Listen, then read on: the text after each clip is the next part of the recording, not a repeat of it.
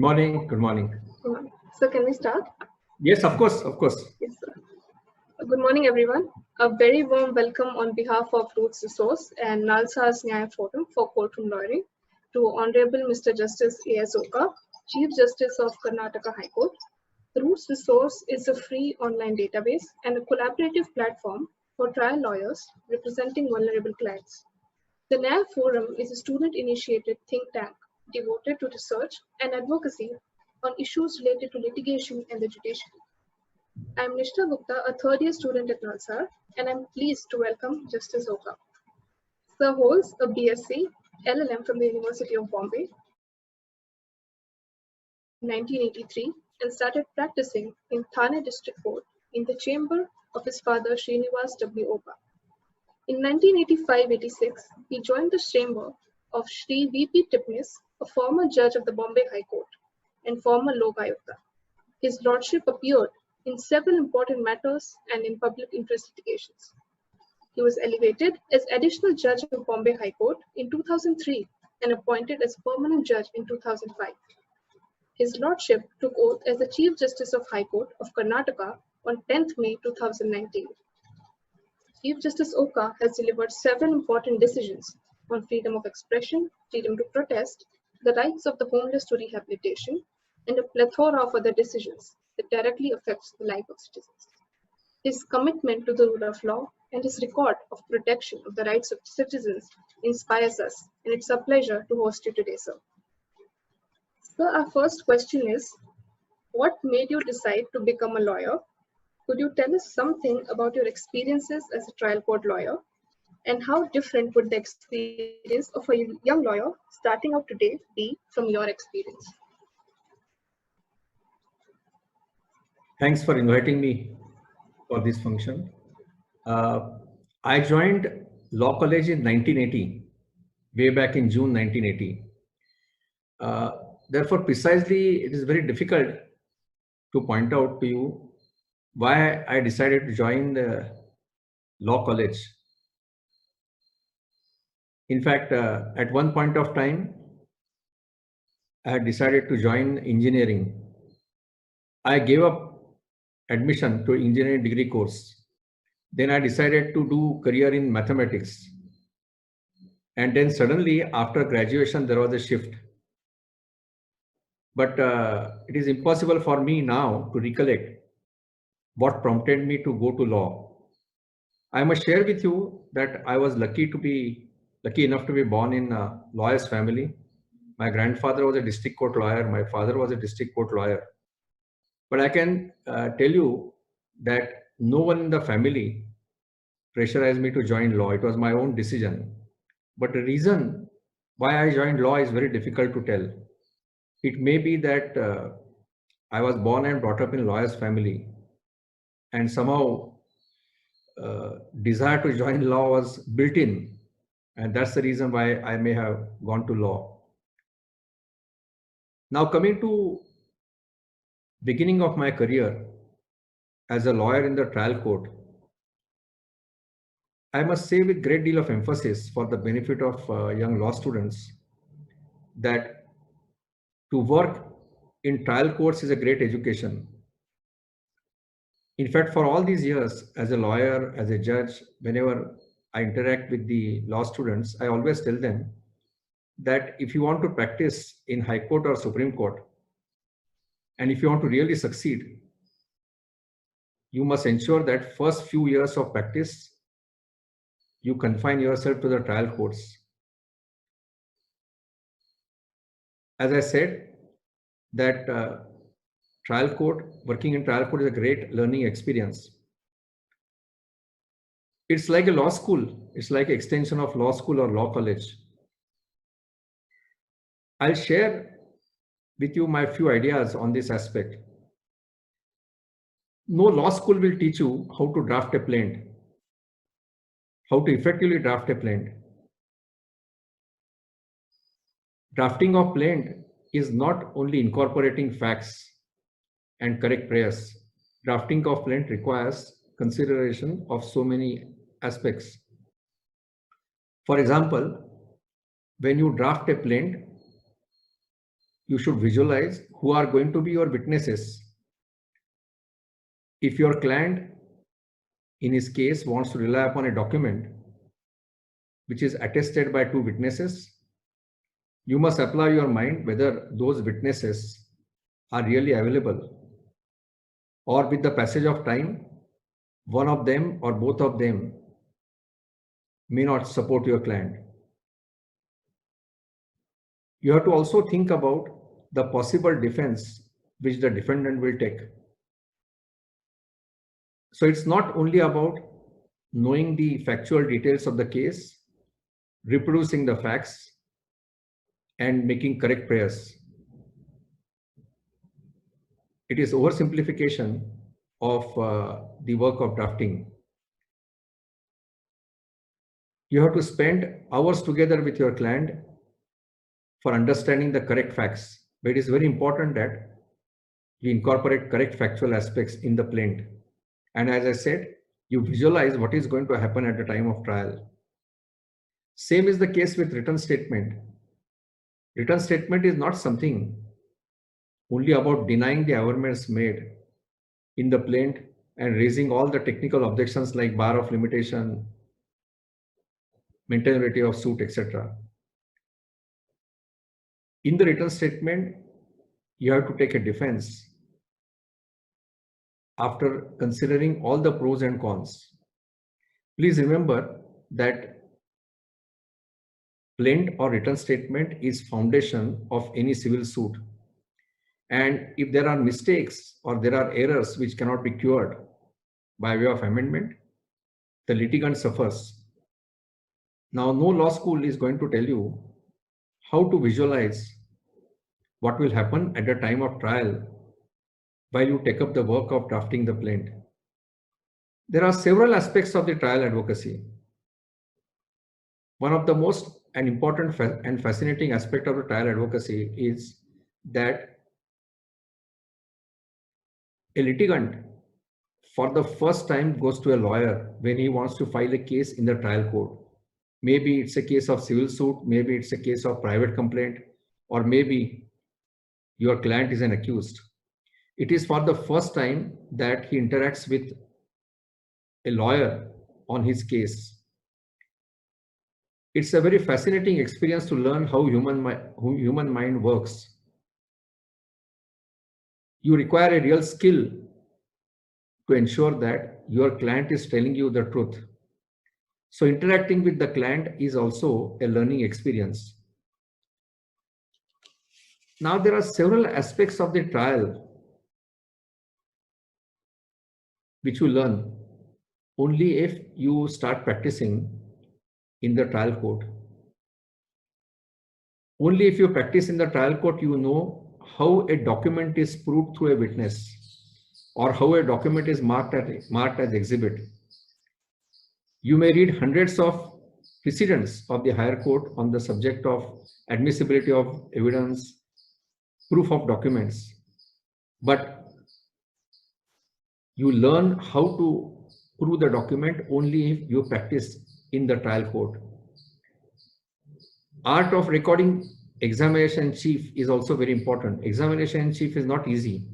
Of course, now in all civil suits, after 2002 amendment, now it is possible to file affidavit in lieu of examination in chief of the plaintiff and defendant as witnesses. But in many cases where the affidavit in lieu of examination in chief is not filed, you are really tested when you record examination in chief of your own client and witnesses of your own client. Then comes the cross-examination. Now, cross-examination is an art you can acquire only by practice. There are many facets of the cross-examination. What line you adopt for cross-examination depends on several factors. One is the response of the witness on that particular day. The second is the judge who is recording the evidence. I learned a very important lesson in my junior days. It was a simple money suit which was entrusted to me. I was appearing for a defendant The case was given to me obviously because defendant had no defense.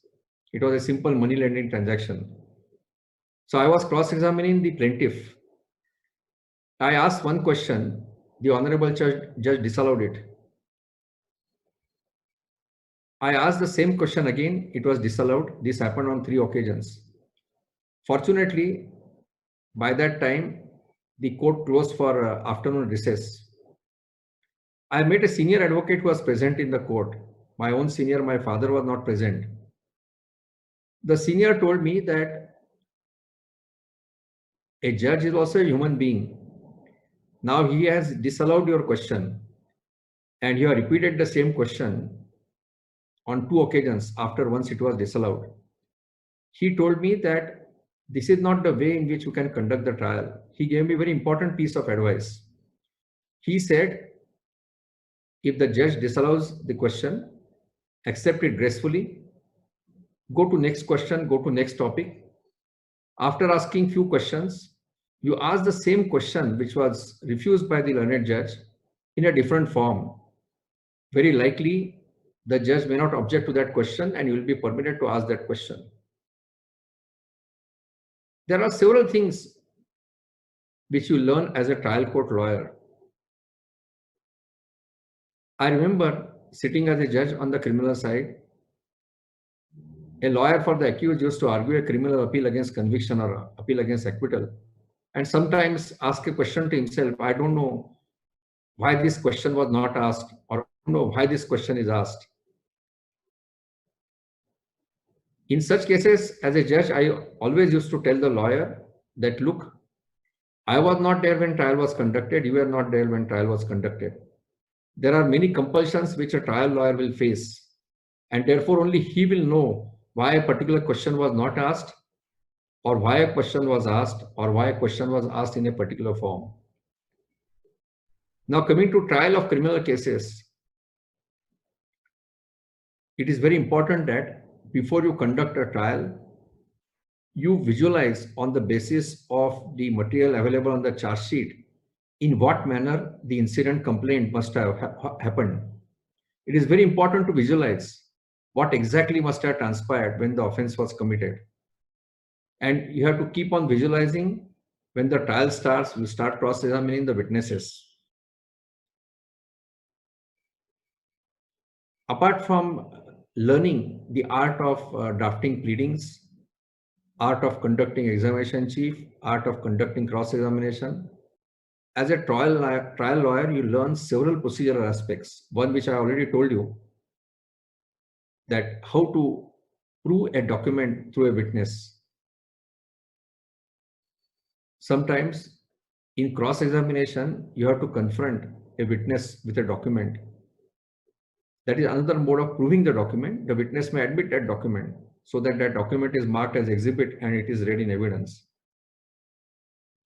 Therefore, I must tell you that the practice in trial court is a session of law school.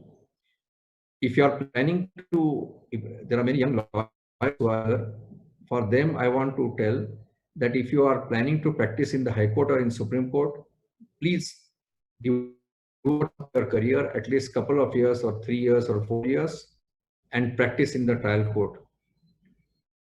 The other important aspect of trial court practice is that you get long with the, you understand difficulties of the litigants, you understand difficulty of poor and down people.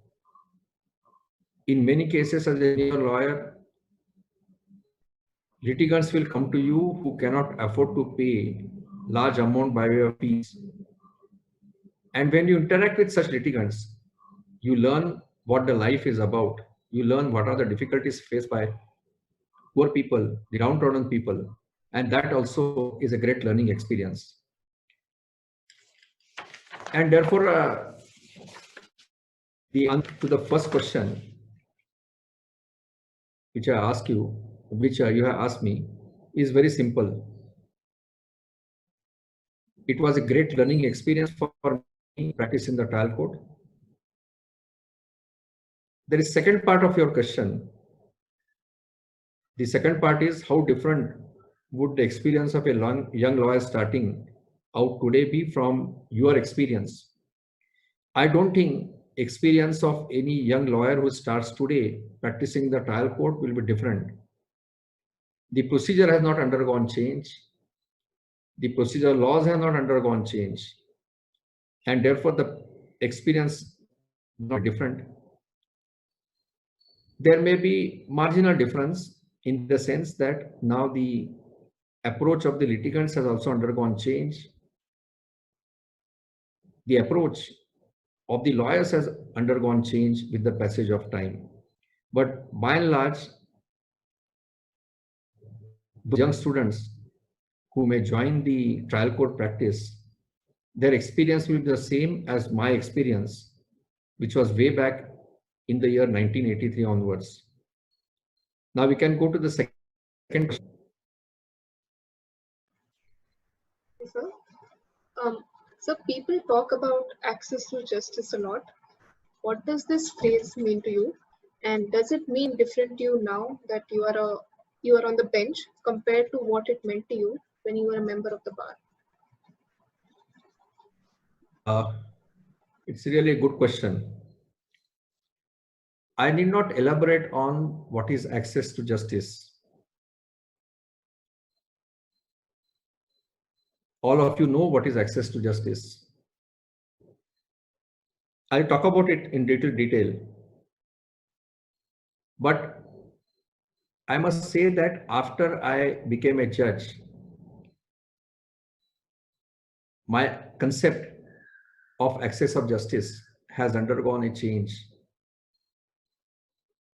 I have been part of the legal fraternity as a lawyer and as a judge from the year 1983. I have practiced law almost for 20 years and I have been a judge almost for 17 years.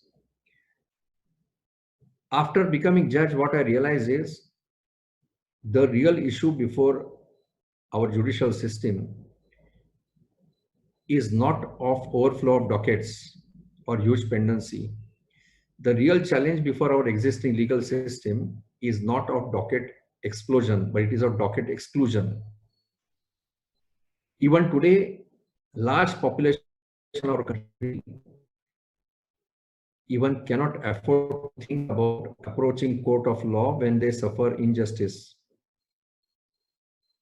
There are a large number of citizens of this country who silently suffer injustice because for various reasons, it may be social reasons, it may be economic reasons, it may be due to the fact that there are certain deficiencies in our legal system that large section of our population silently suffers injustice. When I talk about access to justice, it is a question of giving access to this category of citizens access to justice. That's the concept of access to justice. The traditional concept is there. All of you know that a person cannot afford to pay fees of a lawyer should not be denied access to justice. He must be given legal aid. A person who is languishing in jail must be given legal aid. A woman who has suffered domestic violence and for various reasons she is unable to approach the court of law, she deserves legal aid. All the functionaries which are part of the legal system must ensure that such category of people are given helping hand, maybe through the legal services authority, maybe through lawyers who are working pro bono. But more than that, it is the duty and responsibility of all stakeholders in the judiciary to ensure that those citizens who silently suffer injustice and those who cannot even think about approaching court of law should be able to approach the court of law for ventilating their grievances. This is now the requirement of concept of access of justice that throw open the doors, provide justice to those who are unable to think of coming to the courts. And This is very relevant in the present day when all of us, the entire world is affected by epidemic of corona-19. The courts are partially functioning. In most of the courts, now the hearing is conducted only by video conferencing. In many cases, in many places, in fact, the complaint from the members of the bar is that they are not techno-savvy, they are not conversant with conducting the court proceedings by video conferencing. If that be so, what must be happening to the litigants? The access to justice has become very difficult in the days of pandemic. And therefore, at this hour, it is all the more necessary for the stakeholders to become more active, to become proactive, and ensure that access to justice is not denied to anyone. Now, one question will be asked to me, what of judiciary is doing to ensure that all needy get access to justice. One of the important part of the structure of the judiciary is the machinery of Legal Services Authority. As you all know, Legal Services Authorities exist at all levels, right from national, state, district or taluk level. At all places in taluks, you will find existence of Legal Services Authority. One of the main functions of the Legal Services Authority is to ensure that everyone gets smooth access to the justice and no one is denied access to justice. Now the question is, how do we revamp these systems like Legal Services Authority, whose primary function is that everybody gets access to justice. One area is of enrolling large number of legal aid lawyers. Today, in various places in the country, the legal services authorities find that there is a shortage of legal aid lawyers. You need legal aid lawyers to appear in trials. You need legal aid lawyers to appear for conducting bail applications. You need legal aid lawyers to conduct remand proceedings. At every stage, at every level, you need legal aid lawyers. And we need very competent legal aid lawyers. Somehow, in some quarters, impression is created that when the court requests of granting legal aid to an accused who is unrepresented or to a poor person, even in civil matters, who cannot afford to engage a lawyer, the impression which is created is that the legal aid lawyers are not that competent. Legal aid lawyers are not able to handle the complex issues. Only way to get rid of this impression is to ensure that all lawyers offer their services as legal aid lawyers. I am conscious of the fact that some senior advocates will be very, very busy in their profession, but all of them should adopt one practice: conduct at least 1 or 2 legal aid cases per month. Even if all successor members of the bar decide to take up at least 2 cases, legal aid cases, whether civil or criminal, per month, we will see a substantial improvement in access to justice. Another area where our legal services authorities need to work, and in fact they are working, is the area of legal education. As I said, there are many in the country who silently suffer injustice because most of them are not even aware that legal remedies are available to them. And therefore, the legal services authorities are implementing various projects.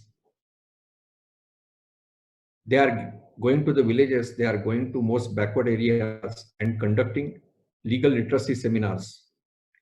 The object of conducting legal literacy seminars is not to encourage litigant, not to encourage parties to go for litigation, or not to encourage parties to go to the court.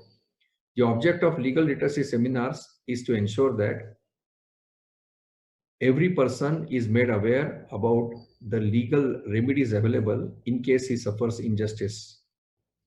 Every person is made aware about his fundamental duties and duties as a citizen. Therefore, to put it briefly, access to justice is even in today's prevailing situation. And therefore, it is the duty of every stakeholder, whether you are a lawyer, whether you are a judge, whether you are a government advocate, to ensure that we work hard for securing access to justice to every common man, every citizen of this country. In fact, that was the dream of the framers of our constitution, that in independent India, no one should be deprived of access to justice. And before I close my answer, I want to tell the young lawyers who must be listening this program that please remember that you will succeed as a lawyer.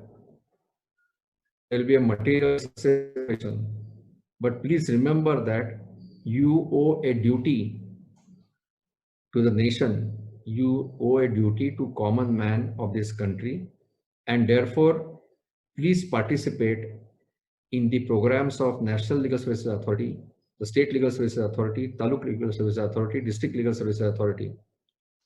Please become a lawyer. Only if all the young law students take a pledge that as and when they start practicing, they will do legal aid work, the quality of access to justice will not improve. Only if they take a pledge, if every young lawyer takes it to participate in the legal aid movement, to become legal aid lawyer, then there is some hope that access to justice in our country will improve. Now we can go to the next question. Thank you, sir. So if there was one piece of advice you wished you had been given when you began your career, what would that be? My answer to that question is slightly different. I must say that I received best possible advice as a junior lawyer, and therefore I won't be able to tell you that any particular piece of advice I ought to have received, but I have not received it. I got best legal advice, best legal guidance as a junior lawyer. The best advice which I got from my seniors was very simple but important. The advice was that you should be always honest to your client. The first lesson which I was taught as a junior lawyer was to always remain honest to your client. Whenever client comes to you, before you accept the case, you must examine the merits of the case of the client. Of course, after holding conferences with him. And thereafter, it is your duty as a lawyer to inform the client about the chances of success, where exactly the litigant stands in terms of merits. If you feel after applying your mind that litigant has no case or he has hardly any chances of succeeding in the court, it is your duty to bring it to the notice of your client that he has very limited chances of success. If law is against your client, you must try and explain to the client why the law is against him. It is only after disclosing to the client what according to you are the merits in his case that you should accept the brief. That is very, very important. And that's the best piece of advice which I received from my seniors. I do not know the present situation in the profession, but I can share one thing with you, that during my practice days for more than 19 years, I followed this practice. And for the benefit of young law students and young members of the bar, I must tell you that even after telling the truth, less than 10% clients went back, but more than 90% clients continued with me, because that is how perhaps litigant felt confident about the ability of his lawyer, about my ability, because I had told him the truth. And that is very, very important. So that is the best advice which I got from my seniors. Another advice which I got from my seniors was very important. The advice was that even if you do not have work in the court, please sit in some courtroom and hear the court proceedings, observe the court proceedings. Only observe distinguished and senior lawyers performing in the court that you can start learning the art of advocacy. Art of advocacy can never be taught to anybody. You learn art of advocacy only if you observe the court proceedings very carefully. If you attend to the court proceedings, that is the second best piece of advice which I got from my seniors. Now we can go to the next question. Thank you for those inspiring words, sir. Sir, the fourth question is, if a law school invited you to teach a course, what topic would you choose and why?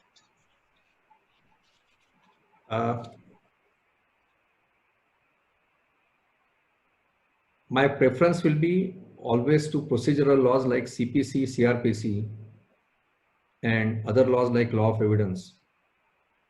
I'll elaborate the reasons why I will give priority to these subjects or preference to these subjects. Personally, I believe that the real practice in law is practice before traditional courts. My personal view is that the real challenge lies in practice before the court. And that challenge has to be accepted by all young lawyers. It is only the practice before the traditional courts which gives you satisfaction. The reason is, while you practice before the traditional courts, you become instrument of giving justice to poor, to downtrodden, and to that class of society which deserves the justice most. And therefore, I feel that every law student must be equipped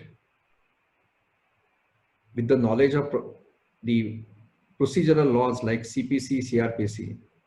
Every student must be equipped with basic concepts of law of evidence. If you ask me about my second preference,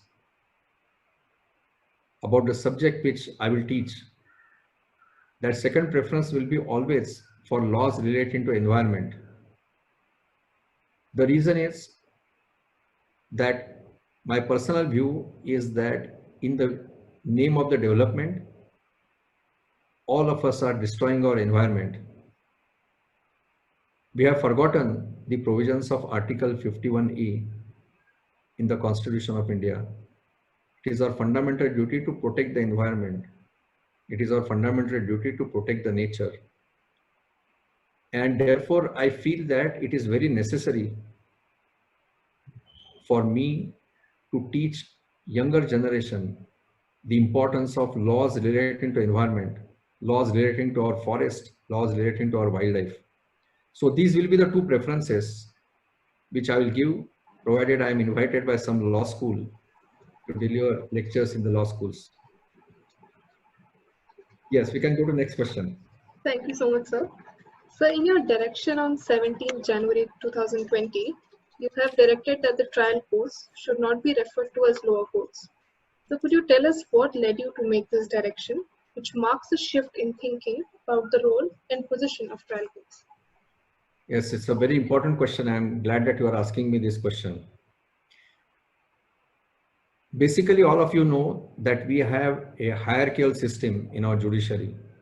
Hierarchical system in the sense that from one court, appeal lies to another court. From one court, a revision or some other proceedings lies to another court, and that another court can correct the judgments and orders of the court. This is our hierarchical system. We have a set of appeals, first appeal, second appeal, revisions, special leave petitions, writ petitions, and whatnot. Now, this hierarchical system, say for example, High Court, to correct the errors committed by a civil judge or a district judge, should not be misconstrued to mean that the court of a civil judge or a court of district judge is lower or inferior to the High Court. I will elaborate on what I am saying. I was part and parcel of Maharashtra National Law University, Mumbai. I was part of that law school before it commenced functioning. Practically once in fortnight, I used to visit the law school and used to have dialogue with the students, young students. I always used to tell them how important is the practice before the trial courts. But somehow those young students, very bright, and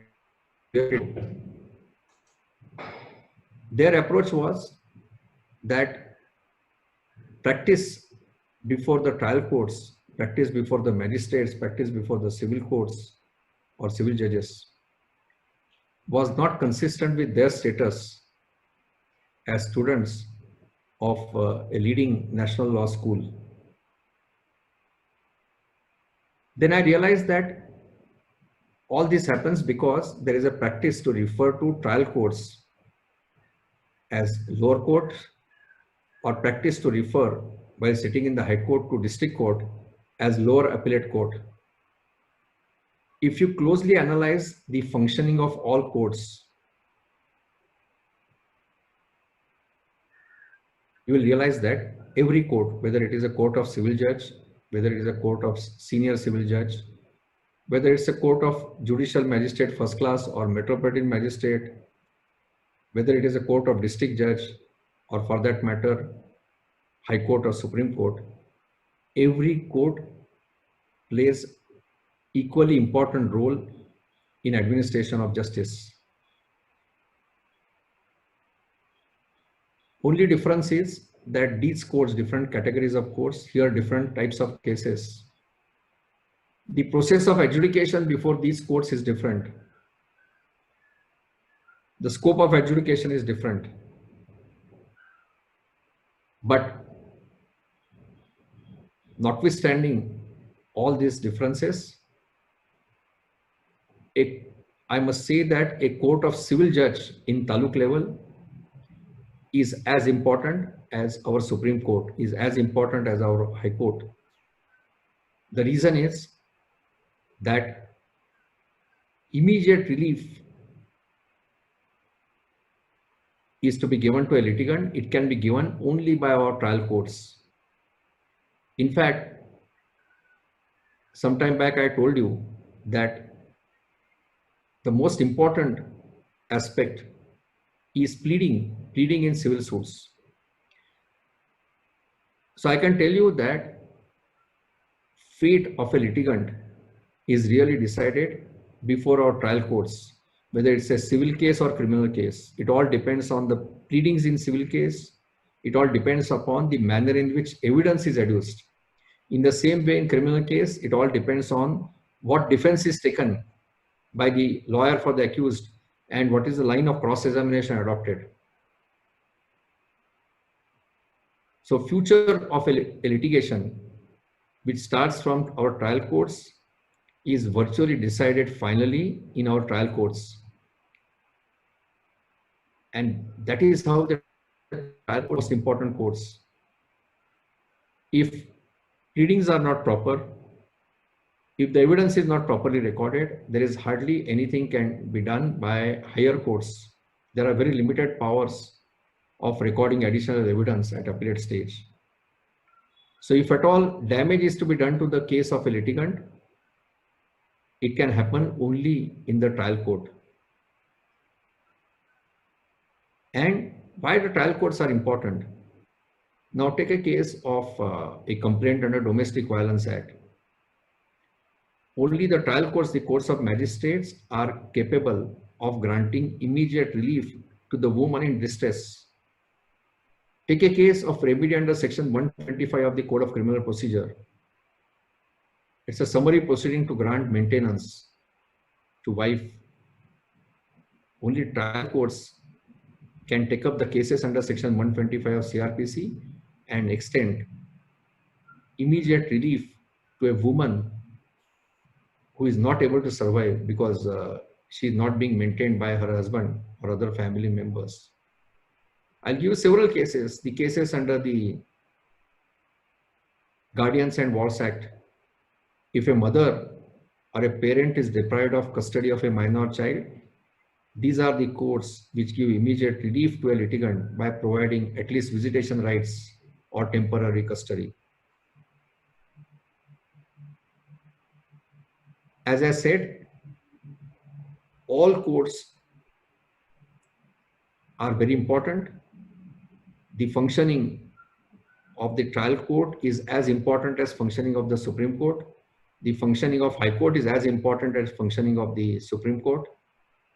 So all courts are equal merely because there is a hierarchical system by which appeal lies against order of one court to another court which is described as higher court.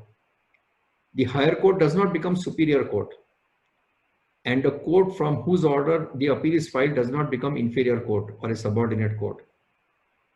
As you know, High Court has power of superintendence over courts and tribunals. Article 227 of the Constitution of India will tell you that. Merely because as a judge of the High Court or a Chief Justice of the High Court, I have power of superintendence. That does not mean that I am sitting in a court which is superior to trial court.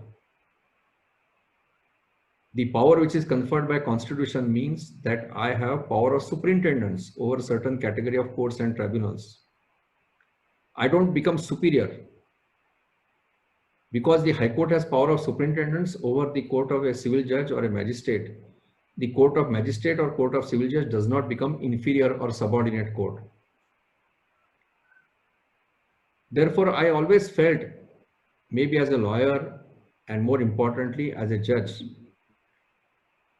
I need to all, whether in taluk level, whether in village level, whether it's a Gram Nyayalaya, whether it's a district court, to treat and to accept that every court is doing equally important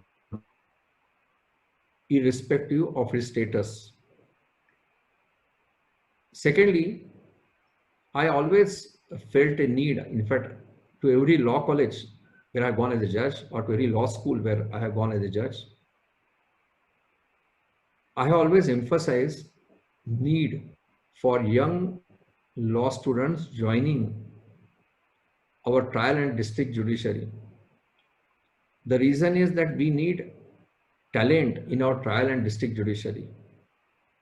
And therefore, I was always keen on some young law graduate joining our judiciary.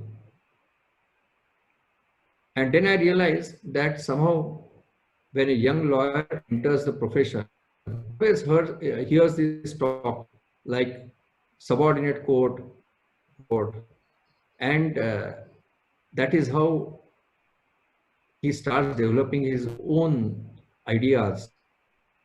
And therefore I consistently felt, but I could implement my thoughts more effectively as a Chief Justice of Karnataka High Court when I said that hereafter no court shall be referred to court, no court should be referred as a lower court. Because if you see On principles, there's hardly any difference between a role played by a civil judge and a role played by a judge of the High Court. Only difference is that we discharge different kinds of jurisdiction, but the basic role played is same. Basic duty is same, to find out and to arrive at the truth, to ensure that the laws are implemented. And that is, I pass an administrative order that in the state of Karnataka, no court will be referred as a subordinate court, no court will be referred as a lower court. And in one line, I can summarize the reason for that. The reason is that as a Chief Justice, it is my duty to uphold the dignity of each and every court, which is part of the institution of the judiciary. And that is the reason for my decision, which you have referred in your question. Now we can go to the next question. Thank you so much, sir. So the last question is, how can young lawyers contribute to enhancing access to justice? I think I answered that question, but again, I'll repeat and elaborate. As a junior lawyer, I was told by my seniors that even as a junior lawyer who is in need of practice, who is in need of money, must conduct certain cases pro bono. Now, one category of cases which I came across were the cases of primary teachers who are deprived of pensionary benefits, or primary teachers who are deprived of service. Other category, which is very important category, is persons working as workers, persons working as laborers, persons working as laborers in unorganized sectors. Then institutions which are doing pro bono work in the field of improving access to justice. I was told as a junior lawyer when I started practicing in the High Court that as far as possible, when an appeal arises out of a death claim under the Motor Vehicles Act, the lawyer must appear pro bono. So there are several instances, several cases which will come to you where you must work pro bono without becoming part of the panel of the Legal Services Authority, without actively working for many good organizations working in the field of providing access. You can start contributing for the cause of access to justice by doing pro bono work. As I said, there are a large number of people who, by virtue of poverty or social reasons, do not think of even coming to the court of law for redressal of their grievances, because they feel that because they don't have money, they don't have social status, it will be very difficult for them to approach the lawyers, to approach the legal system. When a woman, a poor woman in distress approaches you for filing a complaint under Section 12 of the Domestic Violence Act, if you work pro bono, it will send correct signals to the society. The correct signal will be that even if you don't have money, even if you are in distress, there are stakeholders available in the institution who will work for you and who will ensure justice reaches at your doorsteps. This is one area where the young. Second advice which I will give them, which I have already given, that as and when you become eligible, please apply for including your name on panel of legal aid lawyers. Thirdly, even as a student, you can contribute to the cause of access to justice by becoming paralegal volunteer associated with the legal services authorities at various levels. Therefore, as a lawyer, if you always keep it in your mind that while you earn handsomely, it is always your duty to ensure that you conduct at least few cases of those litigants who would normally have not even thought of coming to the court for reason of poverty or any social condition. So remain available to organizations which are working in our country for providing justice to the people. Remain in touch with them, help them, encourage them, and see that you appear in few litigations pro bono. That will be a small contribution made by every individual young lawyer for improving the access to the justice. Yes, any other question you want to ask? Well, thank you for those words of advice. I think with this, we come to the end of the interview. So thank you so much for taking out your time today. It was an honor and a great privilege to host you today. And we thank you for taking some time out to share your thoughts with us. Thank you to the audience as well. And do follow our work on rootsresource.in. And Yes, thank you so much. Thank you. Thank you so much, sir.